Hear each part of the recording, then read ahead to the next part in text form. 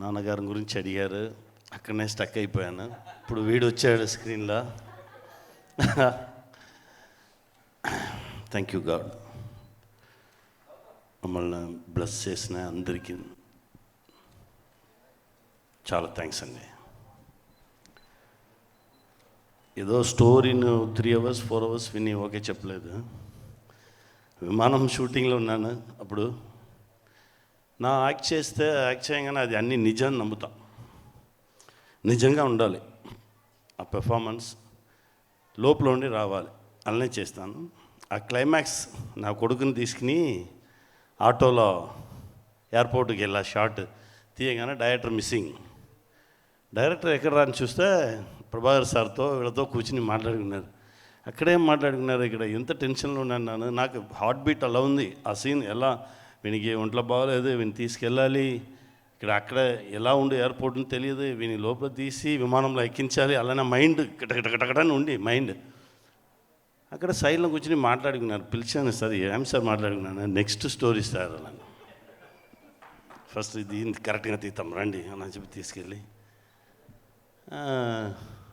ఆ స్టోరీ నాకే వస్తుందని అనుకోలేదు సార్ అప్పుడు. వన్ ఫైన్ డే విమానం షూటింగ్లోనే కేరళ నుంచి దిగి ఆ షార్ట్కి వచ్చే గ్యాప్లో, అన్న నా స్టోరీ చెప్పనా, షార్ట్గా చెప్పు అని చెప్పేసి, లేదన్నా నా అక్కడ నుంచి ఆ వాక్ చేసి వచ్చే గ్యాప్ 1.5 minute 2 minutesలో చెప్పాడు. ఎందుకురా నా దగ్గర చెప్పావు అని అడిగాను. లేదు నానంగా చేయాలి నువ్వు, చేసేద్దాం పో అంతే.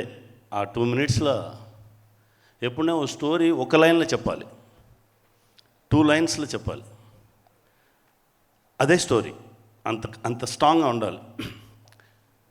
ఆ 2 minutesలో విన్నది ఓకే చేసింది, చేద్దాంరా అని చెప్పాను. నిజంగా చెప్పావా, నిజంగానే చేద్దాంరా అని చెప్పాను.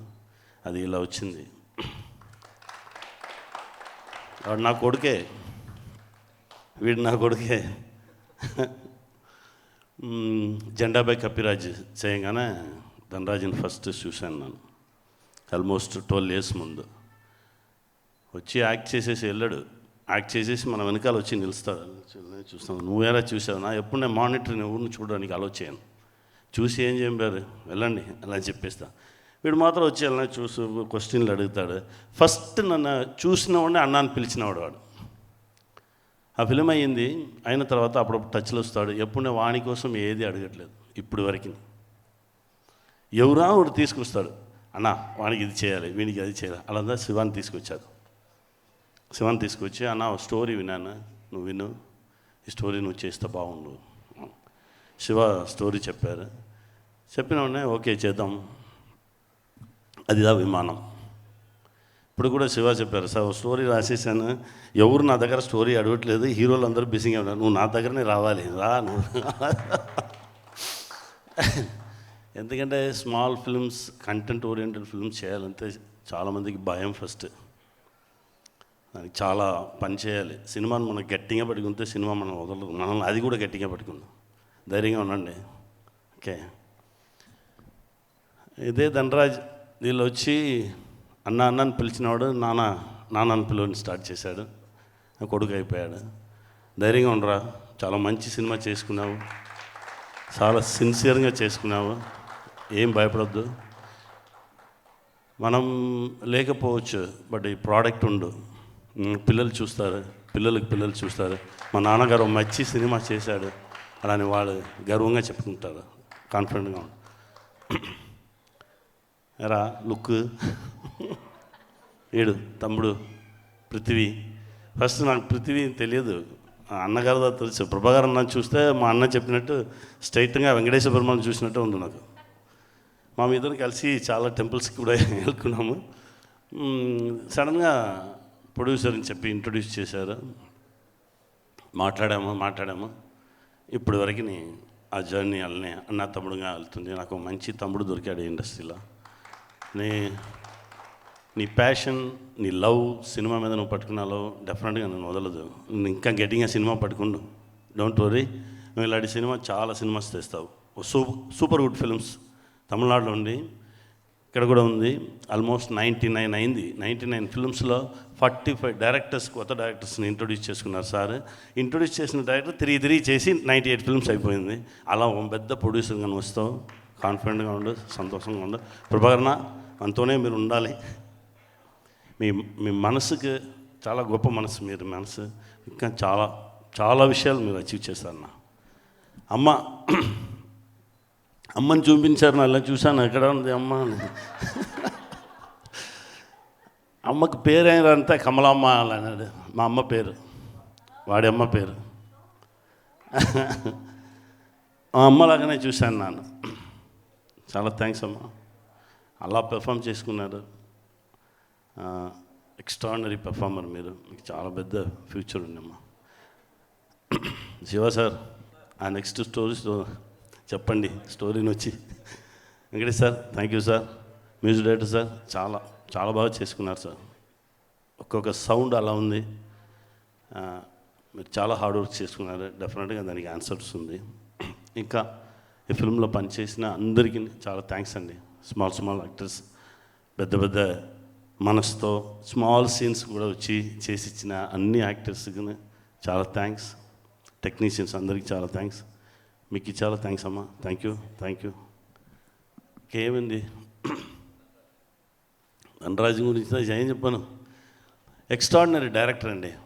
ఎప్పుడే ఓ డైరెక్టర్కి ఏమి కావాలి మనకు అలానేది కూడా తెలియొద్దు, ఏది మనకు వద్దు అనేది తెలియాలి. మా గురుగారు చెప్తారు,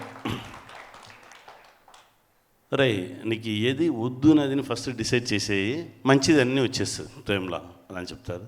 అదే అని కూడా చెప్పాను. డే 1 అంత సిన్సియర్గా, ఏ కన్ఫ్యూషన్ లేకుండా క్లీన్గా మేక్ చేసుకున్నాడు. God bless you. అది అంత ఈజీగా రాదు, అది బ్లడ్లో ఉండాలి. ఒకే టైంలో 5-6 పని చేయడం, ఇక్కడ ఒకటి చేస్తుంటామా, అక్కడ బ్రెయిన్ ఉండు, అలా చేసి చాలా సిన్సియర్గా కష్టపడి చేశాడు. మీకు అడిగిన అన్నీ ఇచ్చిన ప్రొడ్యూసర్ సార్, వాళ్ళకి థ్యాంక్స్ చెప్పు. మన ప్రొడ్యూసర్స్తో మనకు మొదలాలి, తమిళం చెప్తారు మొదలాలిని. అంతకంటే వాళ్ళ దగ్గర తీసి మన పిల్లలకి అందరికీ భోజనం పెట్టుకున్నాం కదా, వాళ్ళని లైఫ్ లాంగ్ మనం మర్చిపోకూడదు. నీ ఫస్ట్ ఫిల్మ్ ప్రొడ్యూసర్స్ని నువ్వు ఎప్పుడు ఆల్వేస్ వేరే ప్రొడ్యూసర్కి పోయి చేస్తే కూడా అప్పుడప్పుడు మాట్లాడాలి, బాగున్నారా సార్, నేను కూడా ఉన్నాను, మీకు పక్కనే ఉన్నాను చెప్పాలి, అని సపోర్ట్ చేయాలి. ఓకే. నానా, ఇది అప్పుడే చెప్పాను కదా, 21st ఫిల్మ్ నానంగా చేసేది. నా ఎవరెవరికల్లా నానంగా చేసిన వాళ్ళందరినీ కలిసి ఓ మీటింగ్ పెడదామని మాట్లాడాము. అన్ని టాప్ హీరోస్ ఉన్నారు దానిలో. అన్ని హ్యాపీ. దగ్గర వచ్చి ఫస్ట్ విఐపి చేయడానికి, అదే ఫస్ట్ స్టార్ట్ అయినది. విఐపి చేయడానికి రఘువరన్ బీటెక్ ధనుష్ చెప్పారు, నువ్వు నాన్నగా చేయాలి, చేస్తాం. మీరు నాకు అన్నలాగా ఉన్నారు, నాన్నలాగా అవ్వాలి, అది అవుతాం. స్టోరీ వద్దు, నీ మీద నమ్మకం ఉంది నాకు, నువ్వు వచ్చి మనం చేద్దాం అలానే వెళ్ళిపోయాం. స్పాట్కి వెళ్తే నన్ను చూసిన ఒక కట్ బనియన్, హాఫ్ బనియన్ వేసుకెళ్తాం. నన్ను చూసిన అయ్యో మీరు జిమ్కి వెళ్ళొద్దు, మీరు అలానే రండి అని చెప్పాను కదా, మీరు ఇప్పుడు ఇల్లు వచ్చి ఉన్నారా అన్న. లేదురా, 5-10 మినిట్స్ ఇవ్వు, వచ్చేసాను నాన్నగా.